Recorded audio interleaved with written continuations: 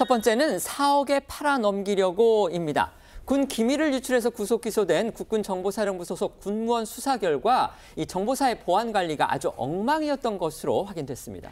네, 정보사 군무원 A씨가 중국 정보요원으로 추정되는 인물에게 포섭돼 돈을 받고 기밀을 빼돌린 걸로 군 수사 결과 확인됐습니다. 어제 군 검찰이 발표한 수사 결과에 따르면 A씨가 중국 정보요원으로 추정되는 인물에게 포섭된 건 7년 전인 2017년쯤입니다. 우리 측 정보원을 만나러 중국 옌지 연길에 갔다가 공항에서 체포된 뒤 포섭됐고 한국에 돌아와서 이 사실을 숨긴 채 범행을 시작했던 건데요. 수사 결과 A씨는 중국 요원으로 추정되는 중국 동포에게 40여 차례에 걸쳐서 4억 원을 요구했고 실제 2019년부터 차명 계좌 등을 통해서 1억 6천만 원을 받은 걸로 확인됐습니다. 유출된 기밀에는 우리 정보기관 비밀요원의 신상 정보뿐만 아니라 정보사 조직 편성, 다른 정보부대의 작전 방법, 특정 지역 정세 분석 등이 담긴 것으로 알려졌습니다. A씨는 자신이 취급하는 기밀은 메모하거나 통째로 영외로 가져갔고 다른 부서의 소관 기밀은 대출한 뒤 휴대전화 무음 카메라 앱으로 몰래 촬영해 빼돌린 것으로 드러났습니다. A씨가 유출한 이 기밀 정보로 인해서 우리 해외 정보망이 지금 많이 무너졌다고 합니다. 이거 복구하는데 적어도 10년은 걸린다고 하는데 그 대가가 고작 1억 6천만 원이라고 하니까 정말 어이가 없다는 그런 생각이 들 수밖에 없습니다.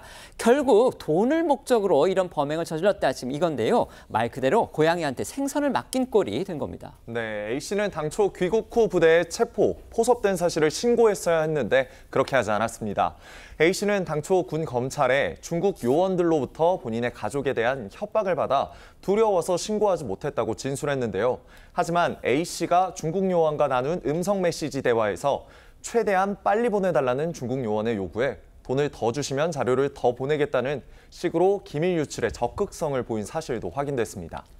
지금 군 검찰이 확인한 범행 기간만 7년입니다. 그런데 이렇게 긴 기간 정보사 이런 사실 전혀 파악하지 못했던 것으로 지금 알려져 있습니다. 네, 때문에 일각에서 이 정보사의 허술한 보안 체계가 여과 없이 노출됐다는 비판이 제기되고 있는 겁니다.